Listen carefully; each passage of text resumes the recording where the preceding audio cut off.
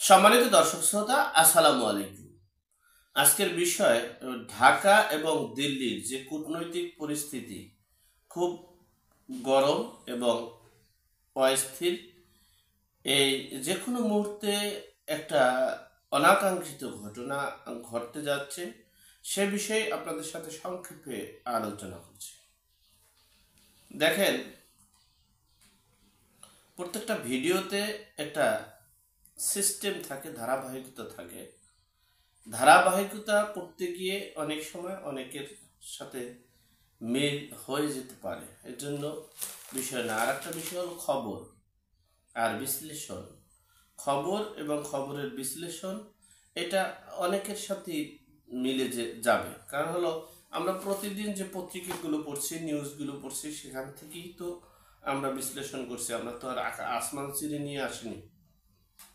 যাই হোক, গতকালকে একটা ভিডিও আমরা দিয়েছি, সেই পরিপ্রেক্ষিতে আজকের যে ভিডিওটা আপনারা দেখেন,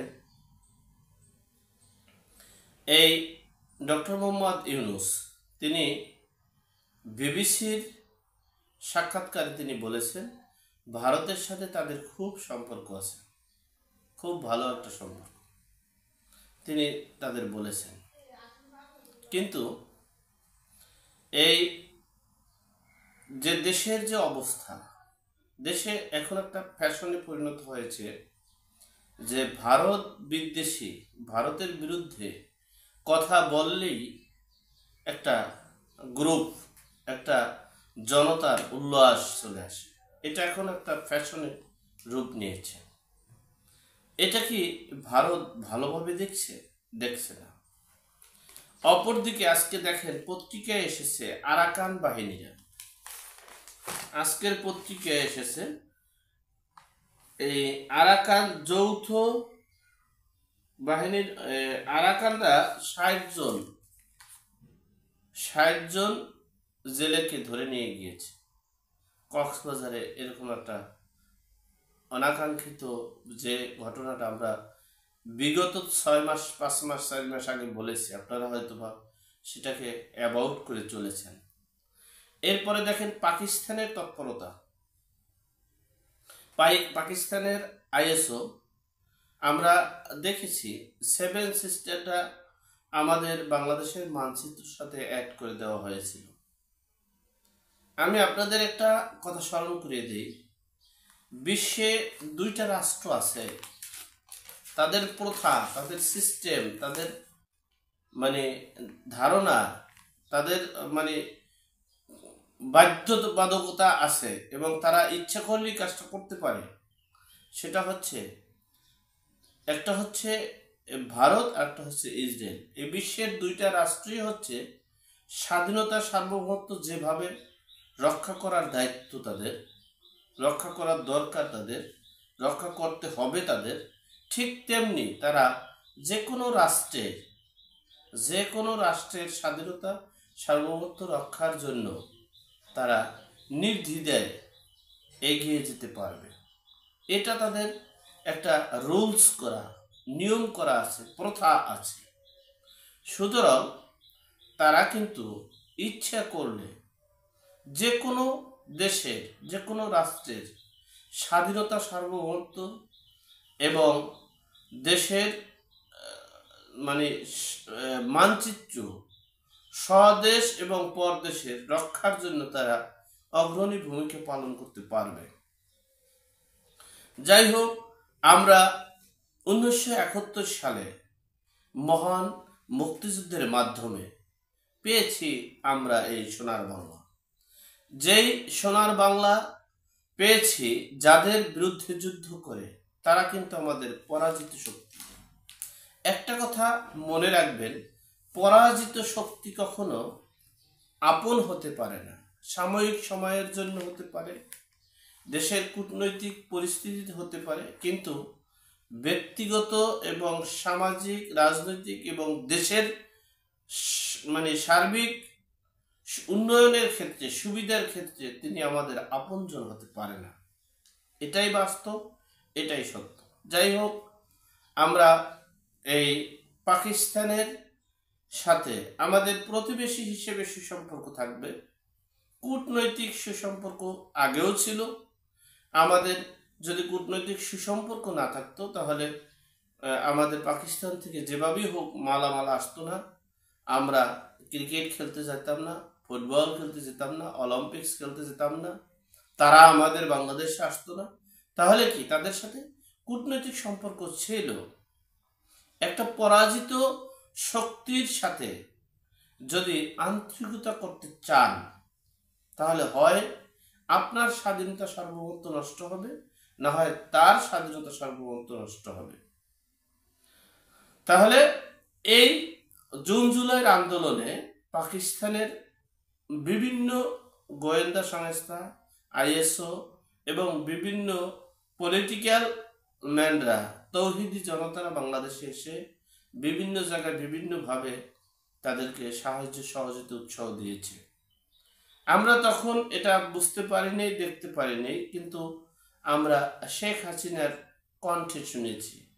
কিন্তু কণ্ঠে শুনলেও তার পাশে এবং বঙ্গবন্ধু ছবি ব্যবহার করে যারা লুটপাট করেছে, একজন সামান্য চেয়ারম্যান, তার ব্যাংক অ্যাকাউন্টে মাত্র 15,000 কোটি টাকা আছে, আমরা পত্রিকার মাধ্যমে জানতে পারলাম। তাহলে এদের বিচার করতে হবে, বিধেই আমরা তার বিরুদ্ধে রুখে দাঁড়িয়েছি। এর পরপরই আমরা দেখেছি এই দেশে, এই বাংলাদেশের মানে জাতির পিতা হিসেবে মোহাম্মদ আলী জিন্নাহকে ঘোষণা করতে হবে। এরপরে করাচি থেকে সরাসরি বাংলাদেশে কি কি আসছে একমাত্র আল্লাহ পাক রব্বুল আলামিন জানে। সেখানে এই মানে করাচি থেকে যে কার্গো যেটা বলে বোর্ড, যেটার মাধ্যমে মালামাল আসছে, সেই কার্গো বা বোর্ড বা সেই মানে যেই যার মাধ্যমে ট্রান্সপোর্টের মাধ্যমে যে যা যা আসছে সেটা ওখানের কর্মকর্তা মানে চেক করার জন্য বলেছিল, কিন্তু তার সেই বলার কারণে তার চাকরিও চলে গেছে। চেক করবে সেটা বলার জন্য তার চাকরি চলে গেছে। যাই হোক, তাহলে বুঝতে হবে আমাদের সেখানে কি এসেছে আর কি আসেনি। যাই হোক, সে বিষয়টা। এরপরে বাংলাদেশে বিভিন্ন পাকিস্তানের, আপনারা জানেন তৌহিদি জনতা, এই জামায়াতে মানে জামায়াত ইসলাম নাকি কোনটা জানি একটা সংগঠন পাকিস্তানের, সেই পাকিস্তান তিনি তত্ত্বাবধায়ক সরকারের দায়িত্বে পালন করেছেন একটা পোস্টে। সেই দায়িত্বের নাম হচ্ছে, তিনি হচ্ছে মঞ্জুর মেঙ্গাল।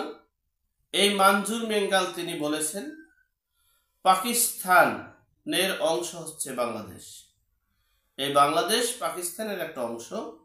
আর বাংলাদেশের জনগণ এখন খুব আশা আকাঙ্ক্ষা নিয়ে আছে পাকিস্তানের অংশ হওয়ার জন্য। এখন পাকিস্তানের প্রধানমন্ত্রী শাহবাজ শরীফ কিভাবে এটাকে রিসিভ করবেন, কিভাবে গ্রহণ করবেন, কিভাবে এটাকে হ্যান্ডেলিং করবেন, সেই আহ্বান জানাচ্ছিলেন, আপনারা দেখেছেন। এর পরের দিনে আমরা জানতে পেরেছি সেই পাকিস্তানের উপপ্রধানমন্ত্রী অর্থাৎ শাহবাজ শরীফের সেকেন্ড ম্যান, শাহবাজ শরীফের অনুপস্থিতিতে যিনি বাংলাদেশের পাকিস্তানের অর্থাৎ স্বরাষ্ট্রের সকল কার্যক্রম করতে পারে, সেই উপপ্রধানমন্ত্রী, তিনি পাকিস্তানের উপপ্রধানমন্ত্রী, তিনি বাংলাদেশে আসতেছেন। সেই বাংলাদেশে এসে তিনি বিস্তারিত যে বাংলাদেশ পাকিস্তানের অংশ কিভাবে হবে, কেমনে হবে, কিভাবে করা যাবে, সে বিষয়ে তাদের একটা প্ল্যান, পরিকল্পনা, মিশন এবং ভিশন নিয়ে আগাচ্ছে। তো এই বাংলাদেশ একটা স্বাধীন রাষ্ট্র। এই স্বাধীন রাষ্ট্রে আমরা যেমন ভারতের দাবিদারি থাকব না, ভারতের সাথে আমাদের কূটনৈতিক সম্পর্কের বাইরে কোনো সম্পর্ক যেমন থাকবে না, তেমনি পাকিস্তানের সাথেও এর বাইরে থাকার কথা নয়। যেহেতু বরংস পাকিস্তান আমাদের পরাজিত শক্তি, ভারত আমাদের মৃত্যু শক্তি। তারপরও আমি ভারত মৃত্যু শক্তির দিকে না তাকিয়ে, ধরেন আমি ভারতেরও কূটনৈতিক সম্পর্ক যেভাবে রাখবো ঠিক সেভাবে আমরা পাকিস্তানের রাখবো, কিন্তু পাকিস্তানের উপপ্রধানমন্ত্রী আসবে, পাকিস্তানের সাবেক তত্ত্বাবধায়ক সরকারের সদস্য তিনি সরকারের অংশ তিনি আসবেন, সাবেক বর্তমান তৌহিদি জনতার যিনি জামায়াতুল ইসলামের যিনি প্রধান তিনি আসবেন, আইএসও আসবেন, সেনাবাহিনী বাংলাদেশের সেনাবাহিনী সেখানে যাবেন, সেখানে যাইয়া বুদ্ধি পরামর্শ করবেন, সেনাবাহিনীর লোকজন বাংলাদেশে এসে বুদ্ধি পরামর্শ করবেন। এতে এই কথাগুলোই কিন্তু বাংলাদেশ সেনাবাহিনীর সেনাপ্রধান ডক্টর ওয়াকারুজ্জামান তিনি কিন্তু সংকেত দিয়েছেন যে আমরা স্বাধীনতা সার্বভৌমত্বর দিকে ঝুঁকির দিকে ধাবিত হচ্ছি, হারানোর দিকে ধাবিত হচ্ছি। এটারই প্রতিফলন হচ্ছে এই মানজুর মেঙ্গাল আর পাকিস্তানের উপপ্রধানমন্ত্রী। যাই হোক, এখন বিষয়টা হচ্ছে আপনি পাকিস্তানের সাথে পরাজিত শক্তির সাথে যদি আপনি এত বড় সম্পর্ক রাখতে চান, সেখানে আমাদের মিত্র শক্তি যারা এই স্বাধীনতার জন্য দেশটাকে স্বাধীন করার জন্য অনেক কিছু সহযোগিতা করেছেন, অনেক সহযোগিতা জীবনের বিনিময় হয়েও তারা আমাদেরকে সহযোগিতা করেছেন। সেই মিত্র শক্তি ভারত, তাদেরকে আপনারা বিদ্বেষী করছেন। তাদের এখন বাংলাদেশে তাদের বিরুদ্ধে কথা বললে একটা ফ্যাশনের রূপ নিয়ে থাকে, এটা একটা আনন্দ মিছিল হয়ে থাকে। ভারতের দালাল বলে ট্যাগ দিয়ে এখন গ্রেপ্তার করা হচ্ছে, মানে জুলুম করা হচ্ছে, নির্যাতন করা হচ্ছে। এটা রীতিমতোই কূটনৈতিক মহলে একটা অস্থিরতা বিরাজ করেছে। এখন বিষয় হচ্ছে এই যে ভারত কিন্তু তাদের রুলস আছে, তাদের রুলস রেগুলেশন এবং তাদের যে প্রথা, সে প্রথা কিন্তু যে রকমের দেশের স্বাধীনতা সার্বভৌমত্ব রক্ষার জন্য একনিষ্ঠ কাজ করবে, ঠিক তেমনি অন্য রাষ্ট্রেরও স্বাধীনতা সার্বভৌমত্ব রক্ষার জন্য একইভাবে, একই সিস্টেমে, একই নীতিতে কাজ করতে পারবে। তাহলে দেখা গেছে তাদের যে নীতি, সেই নীতির সাথে এবং তারা কিন্তু ধৈর্য অনেক ধারণ করতেছে। আর আমরা যেটা দেখেছি, দেখেন পৃথিবীর ইতিহাস বিরল, এই দেশে আওয়ামী লীগ 21 বছর ক্ষমতায় আসতে পারেনি, ছিল না, কিন্তু 7ই মার্চের ভাষণ কিন্তু এই দেশে বেজেছে।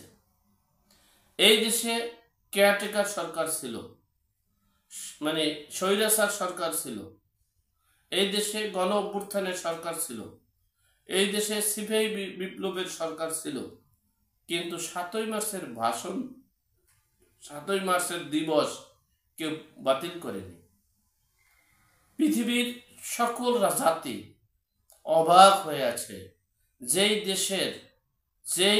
দেশের মহান নেতা, আন্তর্জাতিক খ্যাতিসম্পন্ন নেতার ভাষণ আজকে বাংলায় নেই, বাংলায় কথা বলার মতো কিছু নেই।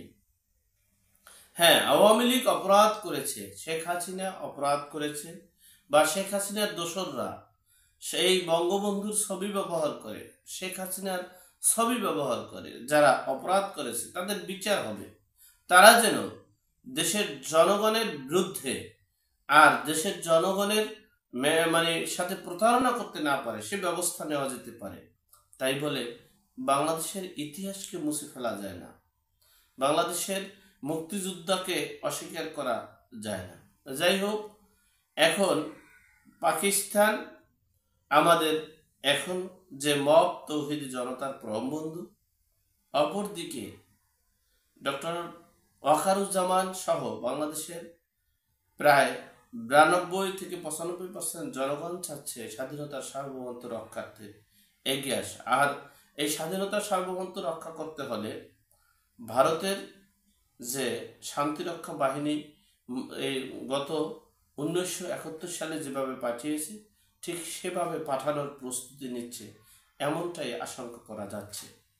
যাই হোক, সর্বোপরি কথা হচ্ছে আমরা কিন্তু এই দেশে বিশৃঙ্খলা চাই না, আমরা চাই একটা অবাধ, সুষ্ঠু, গ্রহণযোগ্য নির্বাচন হবে, দেশের মানুষ যাতে নিরাপদে থাকে, দেশের স্বাধীনতা সার্বভৌমত্ব যাতে নষ্ট না হয়, 1971-এর চেতনা, সংবিধান সকল কিছু রক্ষা করে আমরা এগিয়ে যাব। আর সেখানে সেই তার বিরুদ্ধে যখনই যাবে তখনই ভারতের যে প্রথা, ভারতের যে রুলস, ভারতের যে বিধান, সে অনুযায়ী যদি তারা আগায়, যদি আগায় তাহলে আমাদের 1 ঘন্টা তাদের সাথে মোকাবেলা করার মতো শক্তি আমাদের নেই। আর সেই মোকাবেলা থেকে আমরা সেদিকে যাতে না ধাবিত হই, আর সেদিকে ধাবিত না হয় আমাদের দেশকে একটা বিশৃঙ্খলার সৃষ্টি না করি, সেই প্রত্যাশা করছি। আল্লাহ আমাদের সকলকে সঠিক জ্ঞান দান করার, হেদায়েত নসিব করার তৌফিক দান করুক। আমিন। আসসালামু আলাইকুম।